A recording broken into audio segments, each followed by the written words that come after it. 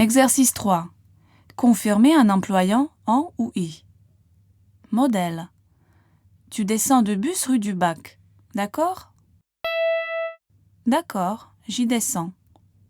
À vous. Tu vas tout de suite boulevard Saint-Germain. D'accord? Tu entres dans le café Flore. Compris? Tu montes à l'étage. OK? Tu t'installes à une table au fond de la salle. Tu restes là. Entendu?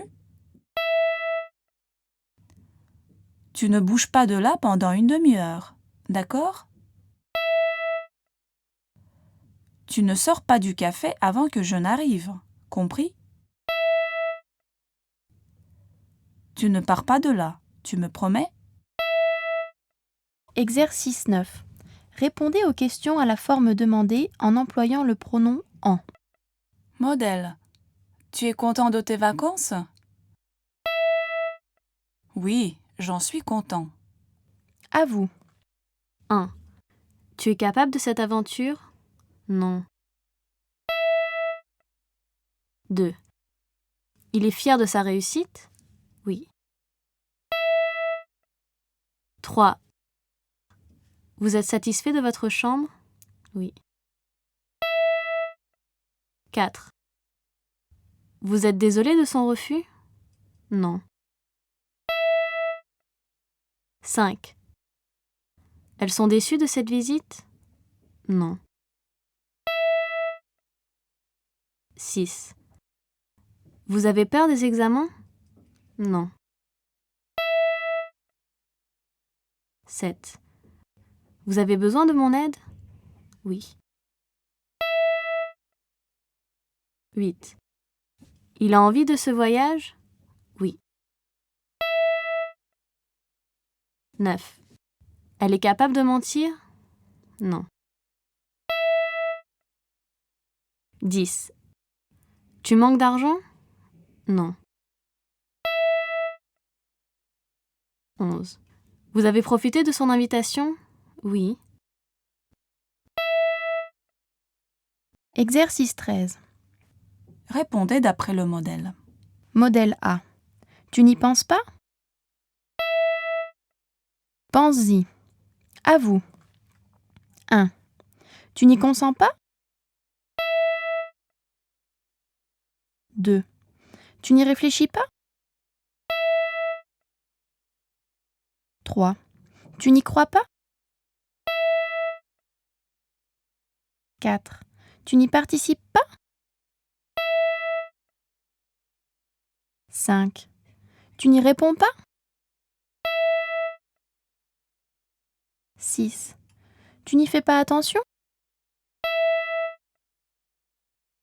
Modèle B. Tu y penses? N'y pense pas. À vous. 1. Tu y réagis? 2. Tu y touches? 3. Tu y tiens? 4. Tu y renonces? 5. Tu y songes? 6. Tu y prends part? Exercice 23. Transformez les interrogations directes en interrogations indirectes. Modèle A. Qu'est-ce que vous avez visité comme musée? Je voudrais savoir ce que vous avez visité comme musée. À vous. 1. Qu'est-ce que vous avez vu d'intéressant à Grasse? 2. Qu'est-ce que tu vas faire pendant tes vacances? 3. Qu'est-ce que tu as admiré à Rouen? Modèle B. Qu'est-ce qui vous a surtout impressionné? Je voudrais savoir ce qui vous a surtout impressionné. À vous. 1. Qu'est-ce qui vous a étonné dans cette histoire? 2. Qu'est-ce qui a retardé votre départ? 3. Qu'est-ce qui te paraît surtout difficile pendant ce voyage? 4. Qu'est-ce qui vous a semblé le plus agréable? Exercice 27. Mettez les phrases au pluriel. Modèle. Je ne crains pas la fatigue. Nous ne craignons pas la fatigue. À vous. 1. Je plains ce pauvre homme. 2. Tu crains le froid? 3. Il atteint sa majorité cette année. 4. Elle joint toujours l'utile à l'agréable. 5. De quoi se plaint-il? 6. Tu peins mon portrait? 7. Peu à peu, la lumière s'éteint. 8. Ne te plains pas. 9. Éteins l'ordinateur. 10. Ne feins pas de ne pas me voir. 11. Rejoins-nous le plus vite possible. Enrichir son vocabulaire. Exercice 6.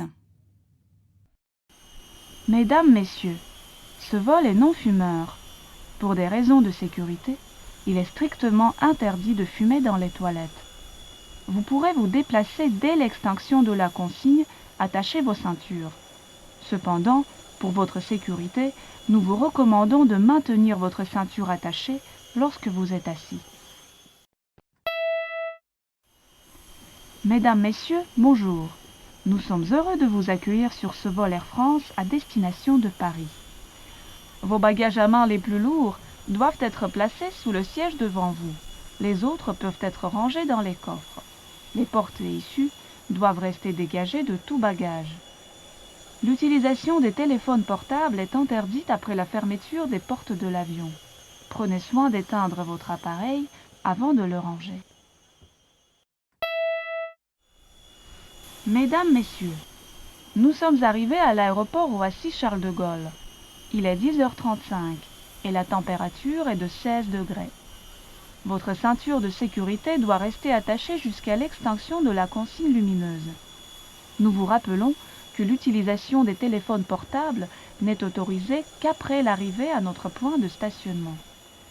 Lors du débarquement, nous vous demandons d'ouvrir les coffres à bagages avec précaution, afin d'éviter la chute d'objets. Merci d'avoir voyagé sur ce vol Air France. Au nom d'Air France et de ses partenaires SkyTeam, nous vous souhaitons une bonne journée. Mesdames, Messieurs, en vue de notre proche atterrissage, veuillez attacher et ajuster votre ceinture de sécurité. Le dossier de votre fauteuil doit maintenant être relevé et votre tablette rangée. Heureux qui, comme Ulysse, a fait un beau voyage, ou comme cette huile-là qui conquit la toison, et puis y retourner plein d'usage et raison, vivre entre ses parents le reste de son âge. Quand reverrai-je, hélas, de mon petit village, fumer la cheminée, et en quelle saison reverrai-je le clos de ma pauvre maison, qui m'est une province et beaucoup d'avantages. Plus me plaît le séjour qu'ont bâti mes aïeux, que des palais romains le front audacieux, plus que le marbre dur me plaît l'ardoise fine. Plus mon Loir gaulois que le Tibre latin, plus mon petit Liré que le mont Palatin, et plus que l'air marin, la douceur angevine. Leçon 1. Imaginez. Couloir ou hublot? Pardon ? Vous préférez la place côté couloir ou hublot? Peu importe. Ah, je n'ai plus de hublot. Couloir alors. Ouh là là, mais il est quelle heure là? On atterrit déjà? On n'a même pas encore décollé, on est toujours à Paris. Trop de brouillard, paraît-il.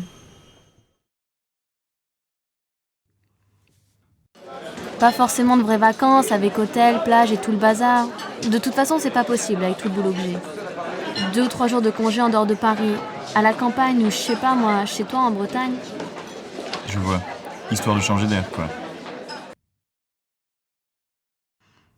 À la réception, il y a une brochure, on propose des trucs pas mal. 2 jours dans le désert, ça te dirait? On va voir les prix? Ah non, surtout pas. Tout ce spectacle avec des dromadaires et des bédouins soi-disant authentiques. Non, merci. Je vous préviens qu'un 4 étoiles en Grèce, c'est loin des 4 étoiles qu'on trouve en France. C'est, disons, plus modeste. Par contre, la nature est magnifique. Oui, on connaît déjà un peu la Grèce. Et puis, ce n'est pas pour le luxe qu'on y va. Alors, il a dit quoi? Bon, j'ai pas vraiment compris. À Sinistra, c'est à droite ou à gauche, je sais plus. Mais tu disais que tu parlais couramment l'italien. Enfin, c'est ce que je croyais aussi.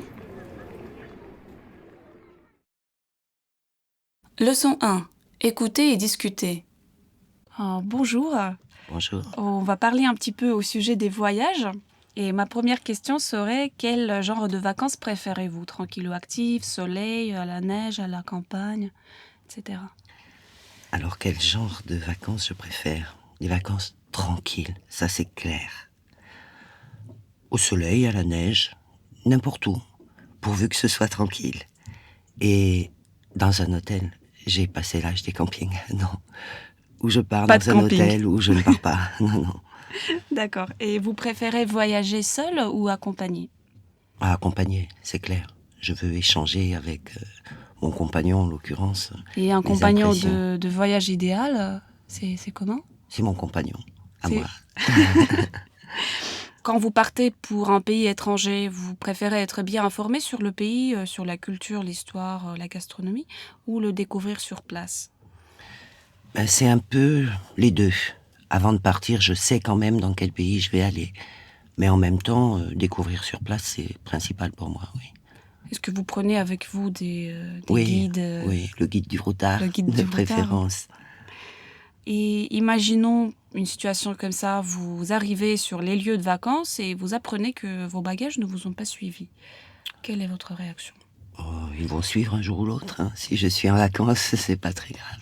Et qu'est-ce que vous faites? Vous achetez tout le nécessaire sur place ou... Si la compagnie aérienne rembourse, oui. Sinon, non. Et comment faites-vous si vous ne parlez pas la langue du pays où vous êtes, où vous venez? Alors bon, j'essaie l'anglais, mais si on n'a aucune langue commune avec la gestuelle, Ça ne vous gêne pas? non, pas du tout. Disons, en vacances, ça me gênerait si je devais y habiter. Mais en vacances, la gestuelle de survie me suffit. Est-ce que vous connaissez les petits bouquins où on met je sais pas, une centaine d'expressions Oui, utiles? oui, je les prends aussi, oui. Vous vous en Oui, servez? oui. Ah oui, c'est important pour le contact avec les étrangers. Oui, oui. Est-ce que vous faites facilement de nouveaux amis en voyage? Très facilement, oui. Et Parce vous que gardez les gens- contact? Oui. Pas souvent parce que les aléas de la vie font qu'on ne se revoit plus, mais oui, parce que les gens sont plus vrais en vacances. Ils ont le temps de montrer qui ils sont. Et il y a beaucoup de gens bien partout. Donc des nationalités différentes, Ah oui, oui. la nationalité importe peu, oui. Mhm. Et en ce qui concerne, je vais vous donner 4 destinations au hasard. Hein.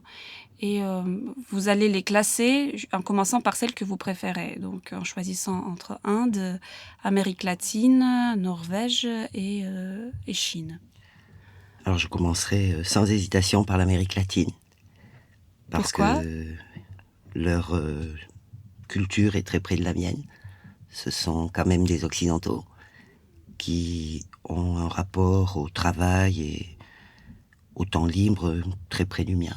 Puis Ensuite, je prendrai la Norvège, qui est un pays intéressant. Les gens du Nord, qui sont froids en apparence, mais qui sont des gens intéressants. L'Inde, après, pour les paysages, mais dont je me sens très loin. Et enfin la Chine, en dernier lieu. en dernier lieu. Est-ce que quand vous voyagez, vous reconnaissez facilement vos compatriotes de vue? Oui, bien sûr. Comment? Comment le faites-vous? À la gestuelle, À la à la gestuelle. manière de marcher, à la manière de parler, même si je n'entends pas ce qu'ils disent, parce que bien sûr ils parlent français. À l'arrogance aussi. À l'arrogance. Oui. Quand il y a quelqu'un qui n'est pas d'accord, il y a à peu près toutes les chances que ce soit un Français. Et la façon de s'habiller, de se conduire aussi. S'habiller, c'est de plus en plus dur. Parce que les jeunes s'habillent un peu à l'américaine, avec des guillemets. Donc c'est de plus en plus dur. Mais à la gestuelle, oui. Je les vois se bouger à la française. Si vous venez par exemple dans une maison à l'étranger, on vous sert un plat que vous ne pouvez pas manger, il est trop pimenté ou trop exotique, que vous êtes allergique ou quelque chose, qu'est-ce que vous allez faire? Je vais de toute manière le goûter, ça c'est clair. Sauf, bien sûr, si je suis allergique à un ingrédient, ça c'est clair, j'expliquerai et les gens peuvent comprendre. Et si c'était vraiment un plat que je ne pourrais pas manger, des sauterelles ou je ne sais quoi, Oui, par exemple. je dirais que je suis sous antibiotiques et que je ne peux pas manger de viande. Mais je ne refuserai pas comme ça tout de go. Oui, donc vous allez goûter. Bien tout de sûr, même. bien sûr. En revenant de Russie, quel cadeau pensez-vous apporter à votre famille, à vos amis? Du caviar, si j'en ai les moyens. De la vodka, ça c'est sûr. Et puis les écharpes de babouchka. Les écharpes de Français babouchka. adorent. Oui, oui. Et bien sûr les poupées russes, évidemment. La dernière question pour conclure notre sujet de voyage. Quelles seraient pour vous les 3 conditions d'un voyage idéal? Alors la première des conditions, c'est être bien accompagné. La deuxième, avoir assez d'argent pour ne pas se priver. Et la troisième, un minimum de temps pour décompresser réellement. D'accord. Voilà. Je vous remercie beaucoup. Je vous en prie. À tout à l'heure. Exercice 4. Répondez aux questions en employant en et i. Modèle A. Vous vous occupez de cette affaire? Oui, je m'en occupe. À vous. 1. Vous vous servez beaucoup de votre vélo? 2. Vous vous intéressez à la politique? 3. Vous vous souvenez de ce séjour? 4. Vous vous débarrassez des choses inutiles? 5. Vous vous désintéressez de ce sujet? 6. Vous vous préparez à la conférence? 7. Vous vous habituez vite à la chaleur? 8. Vous vous moquez des difficultés? 9. Vous vous approchez de la côte? 10. Vous vous adressez aux agences de voyage? Modèle B. Vous vous opposez à son départ? Non, je ne m'y oppose pas. À vous. 1. Vous vous abonnez aux journaux? 2. Vous vous occupez des préparatifs du voyage? 3. Vous vous passez de votre ordinateur? 4. Vous vous adaptez aux difficultés? 5. Vous vous décidez à partir? 6. Vous vous étonnez de cette réponse? 7. Vous vous inquiétez de son retard? 8. Vous vous amusez à poser des cols à votre copain? 9. Vous vous approchez de la fenêtre? 10. Vous vous doutez des risques? Exercice 12. Lisez la question et répondez-y. Attention à la prononciation du verbe. 1. Tu louerais une villa? Oui, je louerais une villa. 2. Vous loueriez une voiture? Oui, nous louerions une voiture. 3. Tu continuerais la promenade à pied? Oui, Je continuerai la promenade à pied. 4. Vous continueriez à faire de la danse? Oui, nous continuerions à faire de la danse. 5. Tu achèterais cette maison? Oui, j'achèterais cette maison. 6. Vous achèteriez ce tableau? Oui, nous achèterions ce tableau. 7. Tu appellerais tes parents? Oui, j'appellerai mes parents. 8. Vous appelleriez le docteur? Oui, nous appellerions le docteur. 9. Tu le répéterais 100 fois? Oui, je le répéterai 100 fois. 10. Vous le répéteriez toujours? Oui, nous le répéterions toujours. 11. Tu lui céderais ta place? Oui, je lui céderais ma place. 12. Vous lui céderiez votre tour? Oui, nous lui céderions notre tour. 13. Tu te payerais ce voyage? Oui, je me payerais ce voyage. 14. Vous vous payeriez ce voyage? Oui, nous nous payerions ce voyage. Exercice 15. Ce qui n'est pas poli n'est pas français. Dites-le au conditionnel. Modèle. Tu peux m'aider? Tu pourrais m'aider? À vous. 1. Je veux savoir ce qui se trouve dans l'île de la Cité. 2. Tu es d'accord pour aller au Louvre cet après-midi? 3. Je veux consulter un guide avant la visite de ce monument historique.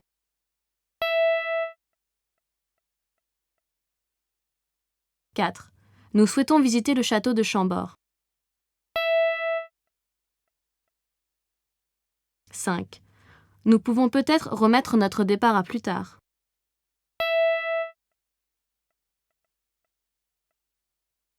6.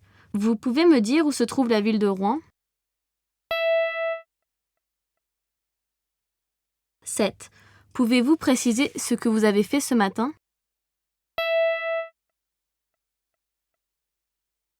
8. Vous avez le plan du métro, s'il vous plaît?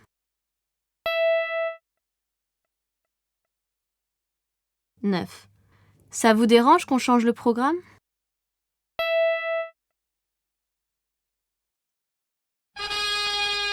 Allons enfants de la patrie, les jours de gloire est arrivé. Montrez-nous de la tyrannie, l'étendard sanglant élevé, l'étendard sanglant élevé. Entendez-vous dans les campagnes mugir ces féroces soldats? Ils viennent jusque dans vos cœurs, égorger vos fils, vos compagnes. Aux hommes citoyens, tombez vos bataillons. Marchons, marchons, comme pur, après nation. Amour sacré de la patrie, conduit, soutient nos braves vengeurs. Liberté, liberté chérie, combats avec des défenseurs, combats avec des défenseurs. Sous nos drapeaux de la victoire, pour tes mâles absents, que tes ennemis expirants voient ton triompher notre gloire. Aux hommes citoyens, fourmis vos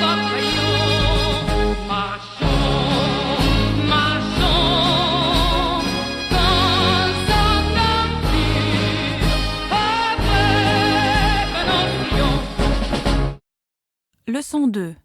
Micro-trottoir. Je suis née et j'ai grandi en France, de parents marocains.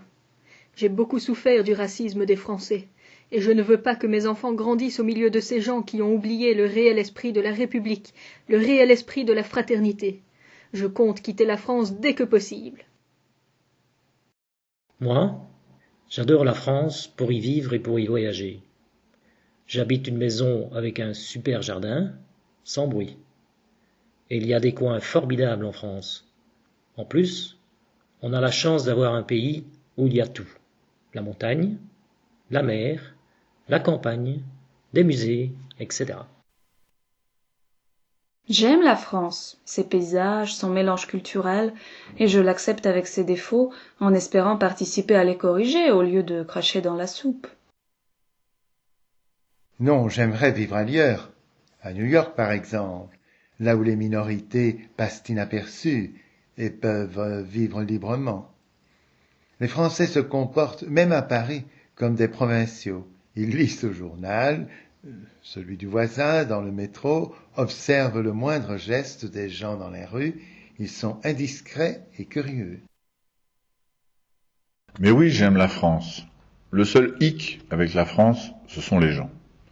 Nous ne sommes pas gentils, pas ouverts aux autres, nous sommes plutôt froids. Nous sommes un peu racistes, comme tous les autres pays.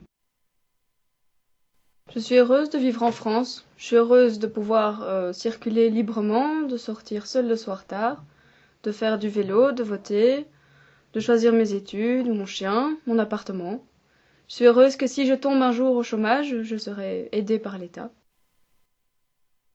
N'est-il pas vrai que c'est le pays où l'on mange le mieux? La cuisine est tellement variée, c'est tout de même incroyable toutes ces spécialités.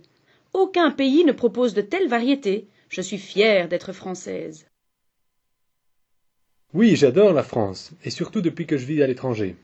Notre pays est merveilleux, mais il lui manque un peu plus de tolérance et de respect entre nous, une meilleure connaissance des langues et des cultures étrangères, et enfin peut-être un retour vers le romantisme d'antan. La France est parfaite. Il n'y a que les Français qui ne se rendent pas compte de leur chance d'y vivre. L'éducation pour tous, la santé accessible même aux plus démunis, la sécurité de l'emploi, les aides sociales, la sécurité extérieure. On a même le droit de voter et de s'exprimer sur un blog. C'est pas dingue, ça. Leçon 2. Écouter et discuter. Bonjour Arlette. Je voudrais vous poser quelques questions sur la France. Comment vous la voyez? La première question, ce sont les symboles qui représentent pour vous la France actuelle, mis à part les choses traditionnelles telles que le coq gaulois, Marianne, la tour Eiffel. Voilà. Je voudrais quand même parler de la technologie française. La technologie. Qui est souvent oubliée, au-delà des parfums, le TGV. Oui. Airbus. Airbus, oui, bien sûr. Et puis quand même de la culture. Et la culture, qui continue quand même à être un symbole français. Pour combien de temps, je ne sais pas. La France aujourd'hui est une des destinations, enfin elle a toujours été, une des destinations touristiques privilégiées. Et selon vous, qu'est-ce qui attire autant de touristes? Alors je pense d'abord la diversité des paysages. En France, on a tout. La mer, la montagne, la campagne, les villes, les villages... Et puis aussi la cuisine. La cuisine française. Qui est très différenciée aussi. Oui, on va en parler tout à l'heure aussi, de la cuisine. D'après un sondage, un grand nombre de Français disent préférer voyager en France plutôt que d'y habiter. Comment expliqueriez-vous ce point de vue? C'est intéressant. Y habiter, ça dépend. Si vous avez beaucoup d'argent en France, c'est vrai que l'art de vivre à la française est parfait. Le gros problème, c'est que beaucoup de Français n'ont pas beaucoup d'argent. Et donc, y voyager veut dire avoir l'argent pour profiter des paysages, profiter de la culture, profiter des restaurants. Et y habiter veut dire ne pas avoir assez d'argent pour profiter de tout ça. D'accord, c'est comme ça que vous voyez. Voilà. Et à propos, l'art de vivre à la française, comment est-ce que vous pouvez... À quoi ça vous fait penser? Alors, je pense que les Français travaillent pour vivre et ne vivent pas pour travailler. Et donc l'art de vivre à la française, ça veut dire gagner de l'argent pour après voyager, bien manger, se cultiver.